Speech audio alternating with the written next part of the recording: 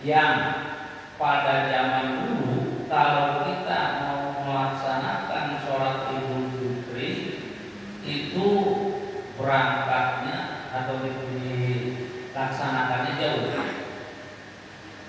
satu sholat Jumat itu misalnya satu kecamatan, ada satu sholat Jumat, kita rumahnya jauh. Apabila kita melaksanakan sholat Idul Fitri pada pagi hari atau Idul Adha, kemudian kita pulang ke rumah, mau balik lagi ke tempat Jumat itu tidak mungkin dilaksanakan atau tidak perlu wajibnya. Itu ada yang memperbolehkan apabila sholat Idul Fitri atau Idul Adha pas hari Jumat itu tidak melaksanakan sholat Jumat tidak apa-apa. Tapi kalau sekarang sholat Jumat itu tiap RW ada, jadi sebetulnya tidak berlaku, tidak berlaku. Tetap harus dilaksanakan sholat Jumat. Kemudian karena sudah dibahas sebetulnya, yang kedua sholat Jumat jamaahnya menurut Imam Syafi'i itu minimal 40 orang, minimal 40 orang satu sholat Jumat. Itu sebetulnya 4 mazhab sama, 4 mazhab itu sama, Syafi'i, Hanafi, Hambali, dan Maliki itu sama. Namun ada madhab bukan madhab mustahil yang disebut madhab fatwa juga ada, itu yang memperbolehkan sholat Jumat kurang dari 40 orang, ada yang 12 orang, ada yang 13 orang ya. Tapi menurut Imam Syafi'i minimal itu 40 orang, dan yang 40 orang itu juga harus orang-orang yang ngerti, paham terhadap khususnya ilmu sholat Jumat. Satu. Yang kedua, yang 40 orang itu adalah orang mukimin. Artinya mukimin itu bertempat tinggal di tempat di situ diadakan sholat Jumat, bukan pendatang. Bukan pendatang. Ya, seperti kalau pendatang itu bapak-bapaknya orang Bukit Waring ini, karena kerjanya di Jakarta, bapak-bapak sholat Jumatnya di Jakarta. Nah, bapak-bapak yang sholat Jumat di Jakarta itu tidak termasuk yang 40 yang dilaksanakan di Jakarta misalnya, karena bukan mukimin di sana, mukimnya di Waringin atau di Bolu. Itu diantaranya. Yang ketiga, sholat Jumat dilaksanakan pada waktu zuhur, pada waktu atau waktu sholat zuhur, waktu sholat zuhur. Nah, kita bahas selanjutnya. Fa'in kharozal waktu aw alimatus syurut ay jami'u waktu zuhur yakinan aw dhanan wa hum fiha suriyat zuhron binaan alama fu'ila minha wa fatat al-jum'atu syawa'un atau minarokatan amla wala syaku fi khuruji waqtiha wa hum fiha atimul jum'atan ala sahih. Jadi yang saya barusan diceritakan yang diulang, wa in kharajat, apabila keluar apa waktu sholat zuhur. Jadi melaksanakan sholat Jumat itu di akhir waktu zuhur, waktunya tidak ada. Akhirnya waktu sholat zuhur itu habis, baru dilaksanakan sholat Jumat. Au alimat disurut, atau tidak ada syarat-syarat yang tadi, yang pertama dan yang kedua. Yang pertama dan yang kedua tidak ada syarat sahnya sholat Jumat. Suliat melakukan sholat Jumat zuhron, dan sholat zuhur saja. Sholat zuhur saja, nggak usah dilaksanakan sholat Jumat. Tapi bagaimana apabila kita mengetahui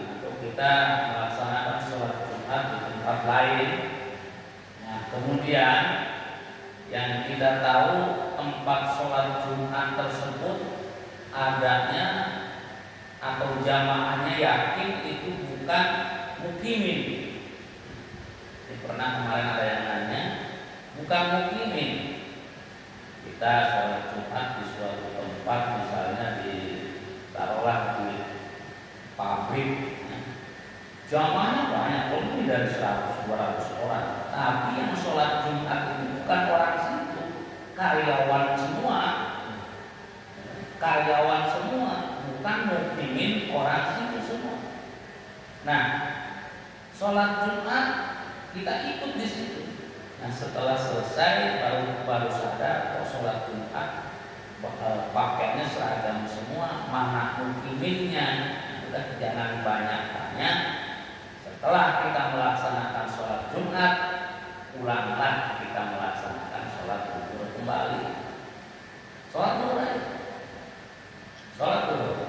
Karena memang ada yang mengesahkan sebetulnya sholat Jumat itu di satu lingkungan, yang lingkungan tersebut lebih banyak orangnya, termasuk orang kaum laki-laki, ya, seperti di pabrik-pabrik atau di perusahaan-perusahaan, instansi-instansi, supaya tidak keluar sholat Jumat yang mungkin. Memang ada ulama yang membolehkan. Tapi kalau keyakinan kita meyakinkan bahwa menurut Imam Syafi'i itu harus 40 orang dan 40 orang itu termasuk orang mukimin, kemudian orangnya yang mengerti tentang sholat Jumat, maka kita apabila berada di suatu tempat seperti itu, telah selesai melaksanakan sholat Jumat, laksanakan lagi sholat suliat zuhron, maka suliat disolatkan sholat Jumat itu zuhron diganti dengan sholat zuhur. Sholat duhurnya apa? Ini biarnya para ulama. Hadirin yang dimuliakan Allah Subhanahu wa taala. Kemudian wa fardhuha.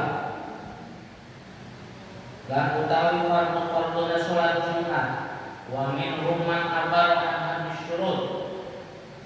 Kemudian tadi atau yang kemarin sudah dibahas itu syarat sahnya sholat Jumat. Sekarang fardunya sholat Jumat.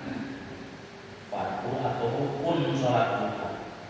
Mana di antaranya rukun sholat Jumat? Wa faraiduha salasatu. Ahaduha wa saniha khutbatan yaqumu al-khatib. Yang menjadi fardu atau kewajiban sholat Jumat di situ di dalamnya ada 3 perkara. Salah satunya dan yang pertama dan yang kedua itu adalah khutbah. Jadi di dalam sholat Jumat itu ada yang dinamakan khutbah. Khutbah pertama termasuk fardu sholat Jumat yang pertama. Khutbah kedua termasuk fardu juga, fardu sholat Jumat yang kedua. Nah, kemudian yang ketiganya melaksanakan sholat 2 rakaat, melaksanakan sholat Jumat 2 rakaat. Nah, di sini ada dikatakan khutbatan, 2 khutbah. Yaqumu ayal khatib fihima wa yajlisu bainahu.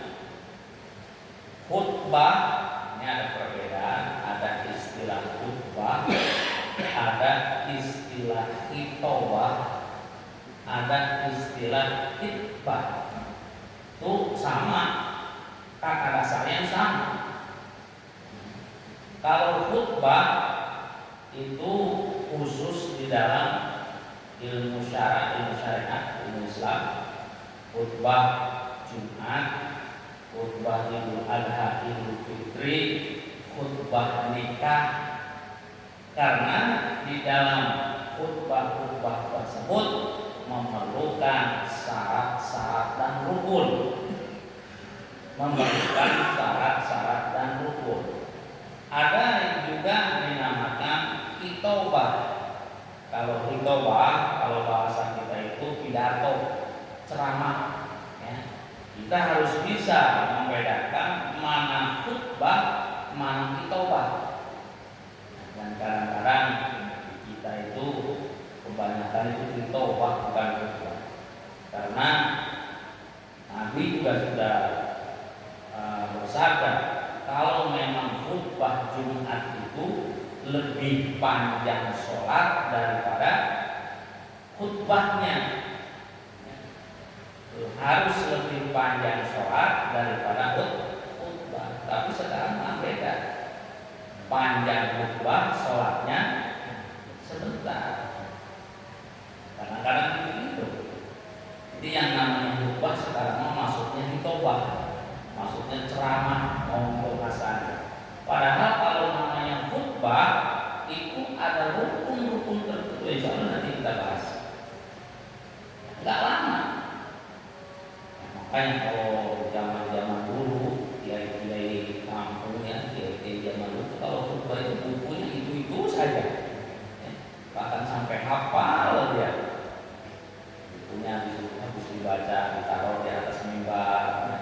Itu yang penting, syarat dan rukun khutbah itu ada.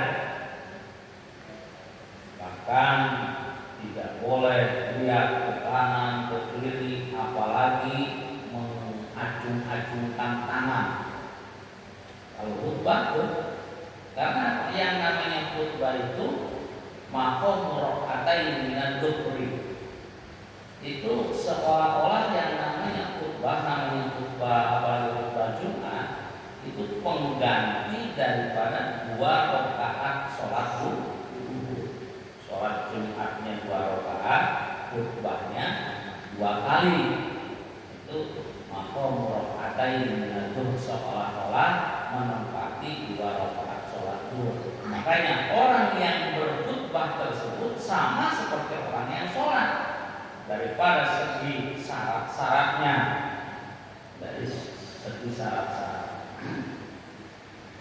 Hadirin yang dimuliakan Allah Subhanahu wa taala. Itu ada juga yang dikatakan khitbah. Khitbah itu kalau bahasa kita melamar, ya, melamar, undangan, khitbah.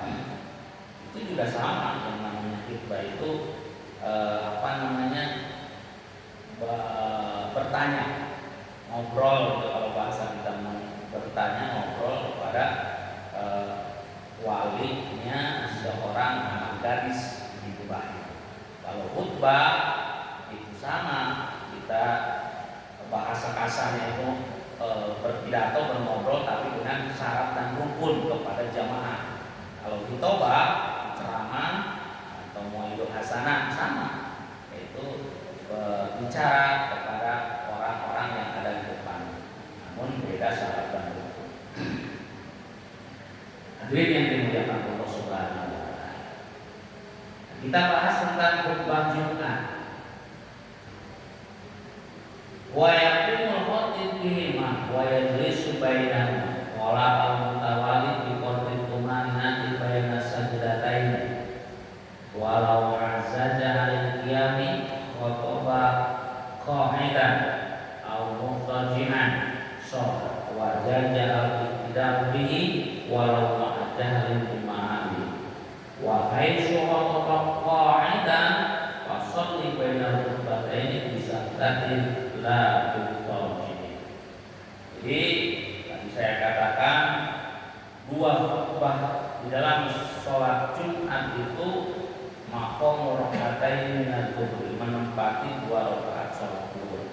Artinya di sini diterangkan Syekh Mutawalli menyatakan antara khutbah pertama dengan khutbah kedua itu ada jarak, ada jarak di qadri tumanina.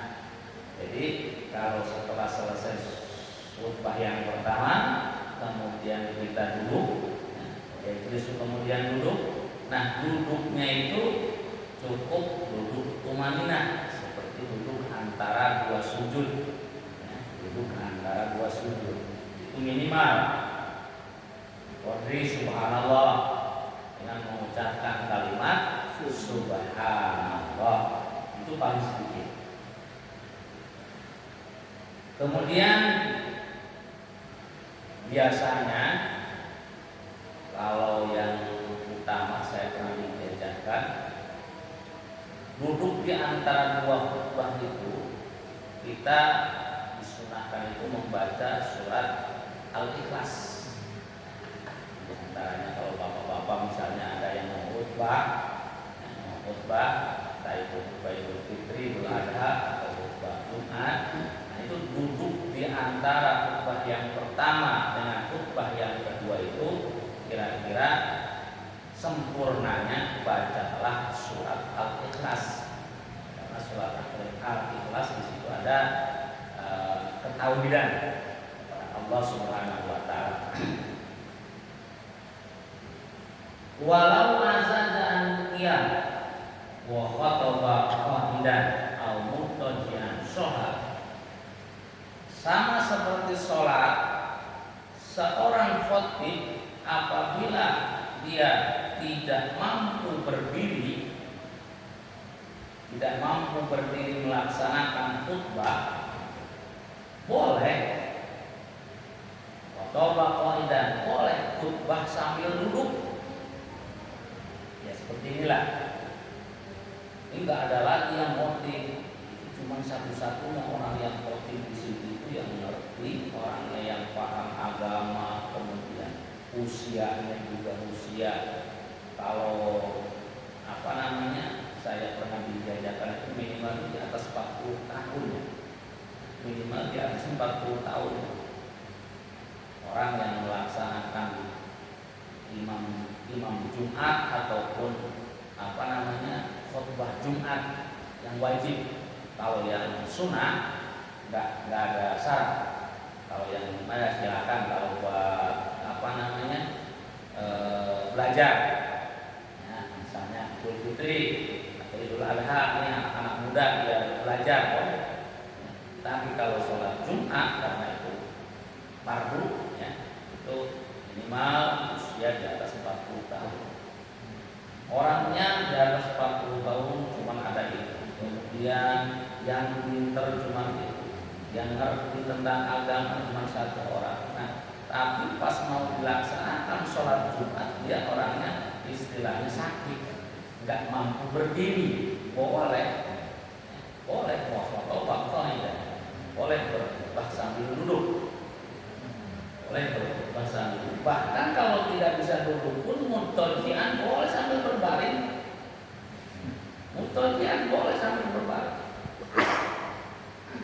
Kalau bahasa kita memakai ada gantinya, iya di kita ya. Tapi kalau misalnya di tempat-tempat yang misalnya jamaahnya kurang banyak, bisa jadi boleh sambil berbaring. Sohasa. Wahai subutu qa'idan wasal baina khutbataini bisa inda dutoji. Apabila orang yang khutbah sambil duduk memisahkan antara khutbah pertama dengan khutbah keduanya, bagaimana? Apakah berbaring? Enggak usah. Orang yang khutbahnya sambil duduk memisahkan antara khutbah pertama dengan khutbah kedua itu cukup dengan bisa tahin atau dengan berhenti. Ya, berhenti sejenak artinya berhenti, tidak usah bicara, berhenti biasa. Ikut hukuman nanti. Biasanya kan kita kalau itu barakallahu li wa lakum Al-Qur'anil Azim wa nafa'ani wa iyyakum min ayati wa dzikril hakim. Sudah berhenti. Diam aja sambil duduk, enggak usah sambil berbaring atau sambil muttaji'an. Tidak usah sambil, karena khutbahnya duduk memisahkannya dengan berbaring, enggak usah. Karena tadi kan kalau khutbahnya berdiri memisahkannya dengan cara duduk. Kalau khutbahnya duduk, memisahkan antara khutbah pertama dengan khutbah kedua cukup dengan isyaratin atau dengan berhenti sejenak. Nah, ini baru kita masuk ke dalam wa arkanul khutbataini. Wa arkanul khutbataini rukun khutbah dua khutbah khomsatun ada 5. Ini nggak banyak. Rukun khutbah baik itu khutbah Jumat ataupun khutbah Idul Fitri, Idul Adha sama ya. Kecuali kalau khutbah nikah.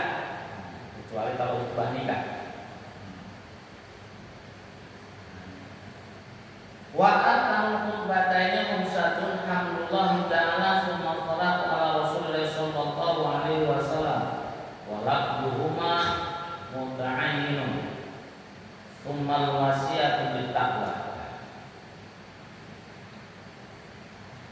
Rukun khutbah 2, entah itu sholat Jumat atau Idul Fitri, itu ada 5.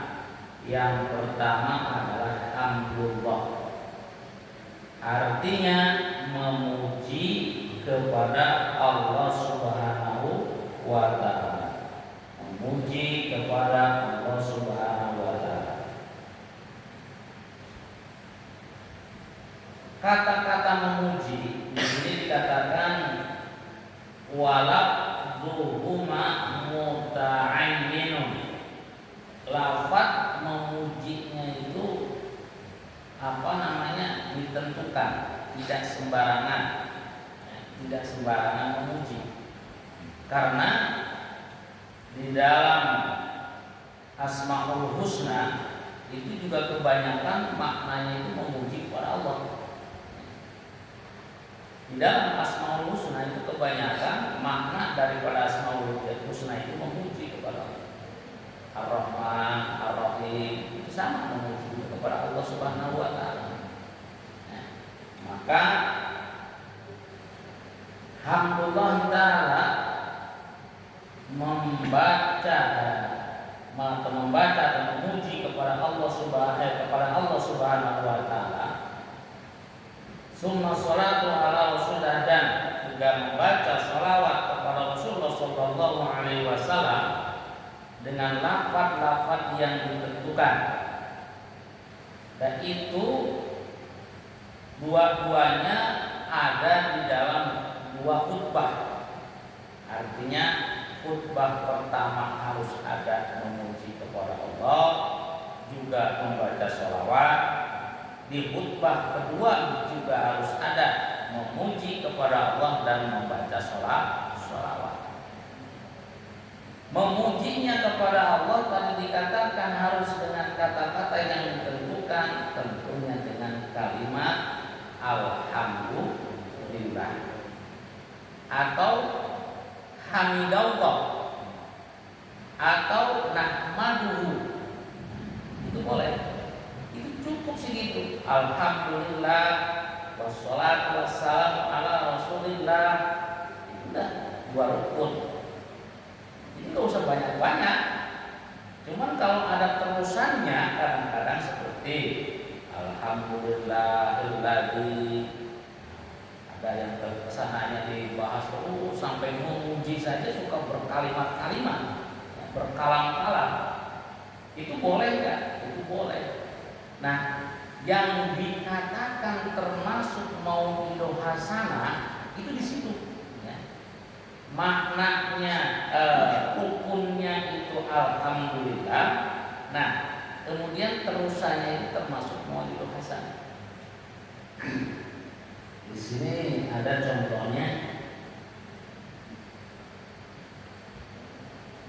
Misalnya alhamdulillahilladzi khalaqas samawati wal ard wa ja'ala adh-dhulumati wan nur. Itu rukunnya itu cukup alhamdulillah. Kemudian kalimat alladzi khalaqas samawati wal ard wa ja'ala adh-dhulumati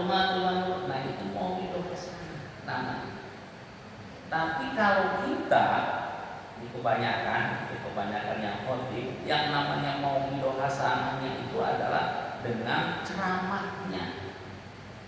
Ini salahnya di sini. Yang namanya mau'idhah hasanahnya itu ceramahnya. Padahal yang namanya mau'idhah hasanah itu tambahan dari rukun-rukun khutbah. Paham ya?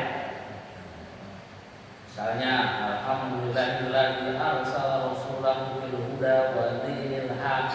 Nah, alladzi arsala rasulahu bil huda wa dinil haq mau'idhah hasanah termasuk. Hadirin yang dimuliakan Allah Subhanahu wa taala, ini tentunya sebetulnya ini untuk dipahami bagi orang-orang yang khotib sebetulnya ya. Tapi kita orang istilahnya jamaah, termasuk jamaah juga wajib mengerti sebetulnya. Wajib. Kenapa harus wajib mengerti? Karena apa? Tatkala kita mendengarkan khotib dan menurut keyakinan kita dan ilmu yang kita punya khotib itu salah, tidak berrukun atau rukunnya kurang, kita sendiri pribadi yang mengetahui ilmunya itu nanti wajib sholat zuhur. Wajib sholat zuhur sendiri, boleh sendiri. Kadang-kadang kan begitu. Biasanya yang saya perhatikan ini orang yang berkhotib itu kalau khutbahnya itu jiplak, entah itu dari mana lah jiplaknya itu kan. Nah ini tidak diperhatikan rukunnya, cuman yang diperhatikan itu isi makna atau isi daripada khutbah tersebut. Tidak diperhatikan rukun-rukunnya. Hadirin yang dimuliakan Allah Subhanahu wa taala. Yang pertama, alhamdulillah, memuji kepada Allah Subhanahu wa taala dengan kalimat yang ditentukan, yaitu diantaranya kalimat alhamdulillah atau kalimat nahmaduhu atau kalimat hamdulillahi. Boleh. Kemudian yang kedua itu dua-dua itu antara memuji kepada Allah itu ada di dua khutbah. Khutbah pertama harus ada, khutbah kedua juga harus ada. Makanya suka diawali alhamdulillah atau nahmaduhu wa nasta'inuhu wa nastaghfiruh. Boleh. Kalimat tertentu. Tapi kalau misalnya kita yang sebagai khotib niat memuji kepada Allah tidak menggunakan kalimat alhamdulillah, tidak sah juga. Seperti dengan kalimat-kalimat Ar-Rahman, Ar-Rahim. Ya. Misalnya kalimat Ar-Rahmanullah, ya. Ar-Rahman yang Maha Rahman siapa adalah Allah, sama dengan alhamdulillah. Tapi bahasanya walaupun sama-sama memuji kepada Allah itu tidak sah untuk dipakai kalimat rukun khutbah. Kemudian membaca sholawat kepada Rasulullah Shallallahu Alaihi Wasallam itu juga terdapat di dua khutbah, baik di khutbah pertama ataupun di khutbah kedua. Di khutbah pertama harus ada membaca sholawat, di khutbah kedua juga harus ada. Nah, lafadznya tertentu, ya. Walaupun panjang, lafaz sholawatnya walaupun panjang, tetapi minimal harus ada kalimat antara kalimat Allahumma sholli wa sallim ala Muhammad, itu minimal, ya. Atau sallallahu ala Muhammad, itu kalimatnya tertentu. Jadi dengan kalimat Allahumma sholli ala Muhammad, atau yang lebih panjang boleh Allahumma sholli ala sayyidina wa maulana Muhammad, boleh. Itu sholawat kepada Nabi kita Nabi besar Muhammad sallallahu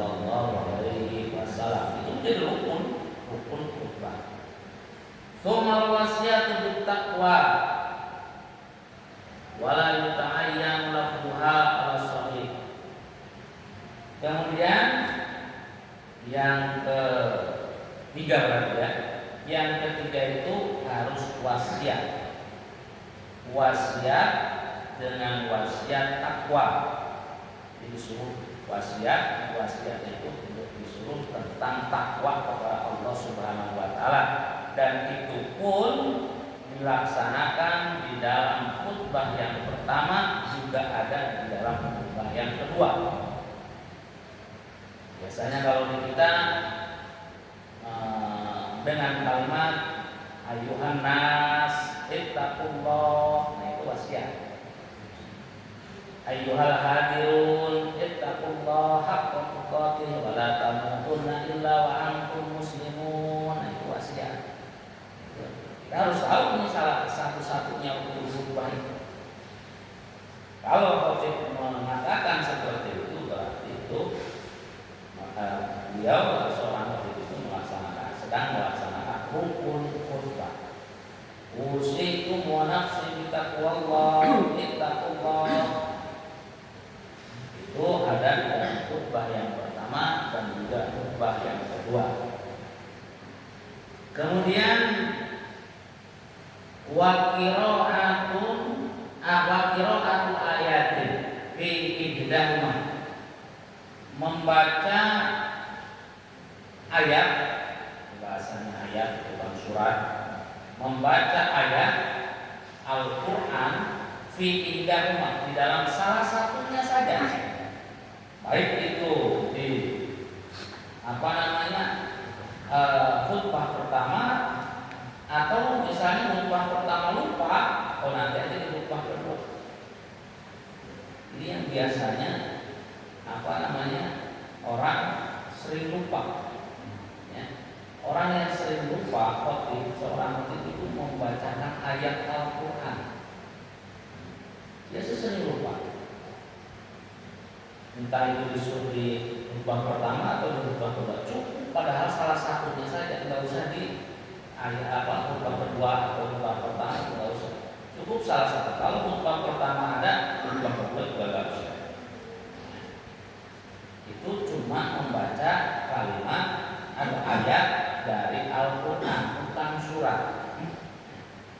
Dan itu harus dengan maksud hati, dengan maksud bahwa kita membaca atau seorang khotib membaca ayat Al-Quran itu menjadi salah satu rukun daripada rukun khutbah. Jangan kita tidak meniatkan membaca ayat tersebut seperti orang yang sedang mauidhah hasanah atau orang yang sedang ceramah, ya. Orang yang sedang ceramah, dia mengeluarkan ayat Al-Quran, tapi dia mengeluarkan ayat Al-Qurannya itu tidak sedang niat rukun khutbah. Sedang apa? Sedang mengambil dalil dari apa yang dia bicarakan. Itu kebanyakan seperti itu. Jadi membaca ayat itu di tengah-tengah dia sedang ceramah untuk mengambil dalil atau mengambil hujah daripada Al-Quran, dari yang dia bicarakan. Ini tidak termasuk. Makanya kan kadang-kadang di akhir khutbah itu orang khotib, kalau khotibnya yang paham itu suka membaca surat, kebanyakan itu surat Al-Asr biasanya. Wal 'asri innal insana lafi khusr. Itu udah jelas, itu diniatkan.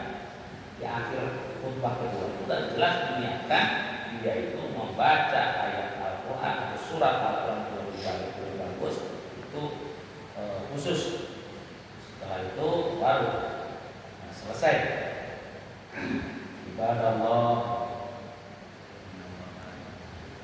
tidak akhir, ya. Kemudian yang selanjutnya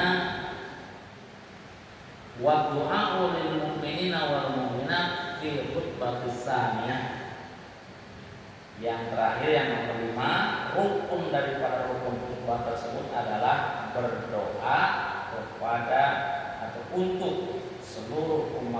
mukmin umat Islam yang beriman biasanya dengan kalimat Allahumma ghfir lil mu'minina wal mu'minat wal muslimina wal muslimat. Kalau orang berdoa dengan seperti itu salah satu rukun khutbah. Salah satu rukun khutbah. Kalau kita sudah tahu, apakah boleh jamaah mengaminkan? Boleh mengaminkan. Itu rukunnya cuma itu aja. Enggak usah doa yang lain. Enggak usah doa yang lain. Kalau doa yang lain boleh diungkapkan, boleh. Apalagi kalau misalnya doanya tersebut adalah menyangkut keselamatan umat Islam. Menyangkut keselamatan umat Islam. Allahumma ighfir lil muslimina wal muslimat wal mu'minina wal mu'minat al ahya'i minhum wal amwat. Allahumma sallimna wal muslimin. Boleh seperti dalam pengajian, boleh. Juga sananya seperti doanya Rabbana atina fid dunya hasanah, doa tambahan, doa tambahan. Yang wajibnya itu doa dikhususkan untuk orang-orang mukmin dan orang-orang muslim, dan itu dibacakannya hanya di khutbah yang kedua, tidak dibacakan di khutbah yang pertama. Jadi sedikit sebetulnya, sedikit mengutarakan atau melaksanakan khutbah itu tidak perlu panjang-panjang. Alhamdulillahirabbil alamin. Itu yang kedua. Wassalatu wassalamu ala asrofil anbiya'i wal mursalin. Dua. Yang ketiga, usikum wa nafsi bittaqwallah. Ittaqullaha haqqa tuqatih wa la tamutunna illa wa antum muslimun. Tiga rukun. Nah, kemudian baca ayat. Itu ayatnya di rakaat di khutbah pertama atau khutbah yang kedua, boleh. Setelah itu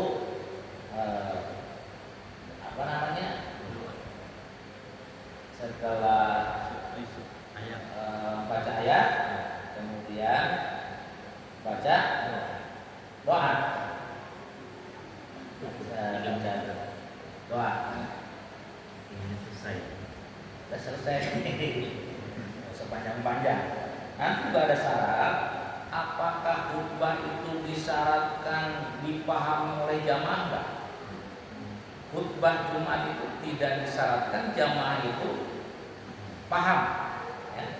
Tapi jamaah ada kebalikannya. Tapi jamaah wajib isgo. Isgo itu apa? Isgo itu adalah mendengarkan dan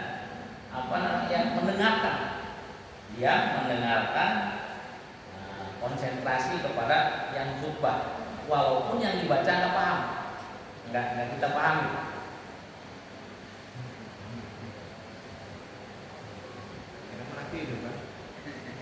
Kenapa? Tidur.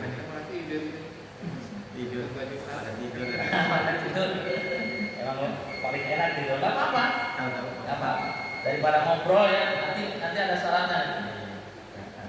Nanti